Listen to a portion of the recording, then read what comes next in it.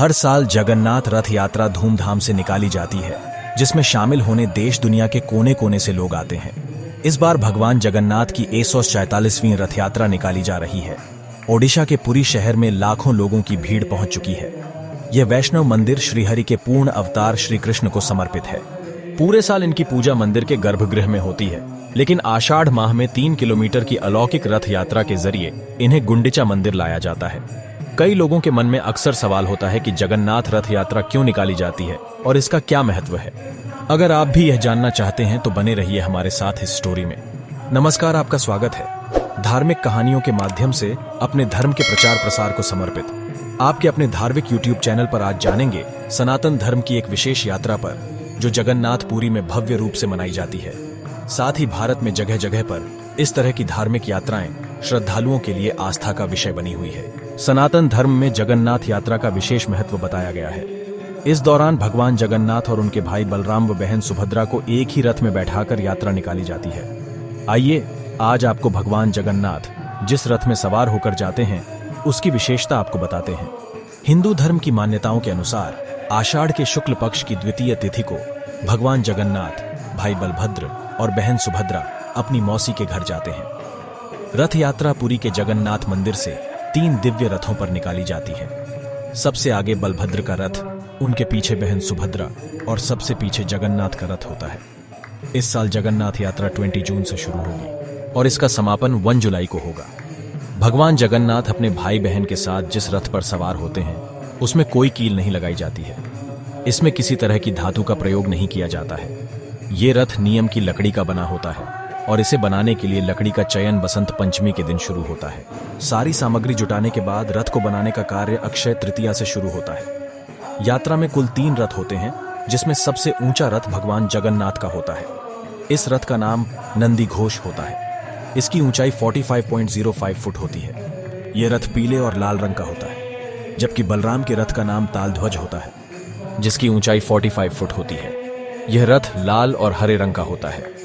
भगवान जगन्नाथ की बहन सुभद्रा के रथ का नाम दर्पदलन होता है और इसकी ऊंचाई 44.06 फुट होती है। यह रथ काले और लाल रंग का होता है। भगवान जगन्नाथ के रथ में कुल 16 पहिए होते हैं और ये अन्य दोनों रथों की तुलना में बड़ा होता है। जब ये रथ तैयार हो जाता है तो पुरी के राजा गजपति की पालकी आती है, जो इन रथों की पूजा करते हैं। एक परंपरा ये भी है कि राजा सोने की झाड़ू से रथ के मंडप को साफ करते हैं। इसके बाद रथ यात्रा के रास्तों को भी ऐसे ही साफ किया जाता है। इस परंपरा को छर पहनरा कहा जाता है। पद्म पुराण के अनुसार भगवान जगन्नाथ की बहन ने एक बार नगर देखने की इच्छा जताई। तब जगन्नाथ और बलभद्र अपनी लाडली बहन सुभद्रा को रथ पर बैठाकर नगर दिखाने निकल पड़े। इस दौरान वे मौसी के घर गुंडिचा भी गए और यहाँ 7 दिन ठहरे। तभी से जगन्नाथ यात्रा निकालने की परंपरा चली आ रही है। नारद पुराण और ब्रह्म पुराण में भी इसका जिक्र है। मान्यताओं के मुताबिक मौसी के घर पर भाई बहन के साथ भगवान खूब पकवान खाते हैं और फिर वह बीमार पड़ जाते हैं। उसके बाद उनका इलाज किया जाता है और फिर स्वस्थ होने के बाद ही लोगों को दर्शन देते हैं। तीनों रथों में देवी देवता को स्थापित करने के बाद श्रद्धालु इस रथ को खींचते हैं और रथ यात्रा में शामिल होने का सौभाग्य प्राप्त करते हैं। ऐसी मान्यता है कि जो लोग रथ यात्रा में शामिल होते हैं और रथ को खींचने का पुण्य प्राप्त करते हैं, उनके जीवन में चल रही तमाम परेशानियां दूर हो जाती हैं। भगवान जगन्नाथ हमेशा उनकी मनोकामना पूरी करते हैं। यह जो हम दृश्य दिखा रहे हैं, ये इस्कॉन मंदिर गाजियाबाद द्वारा निकाली जा रही भगवान जगन्नाथ जी की रथ यात्रा के विहंगम दृश्य हैं। ऐसी ही मनोरंजक धार्मिक जानकारियों के लिए हमारे धार्मिक यूट्यूब चैनल को आज ही सब्सक्राइब करें और अधिक से अधिक लोगों को शेयर करें। भगवान जगन्नाथ आप सभी की शुभ मनोकामनाओं को पूर्ण करें।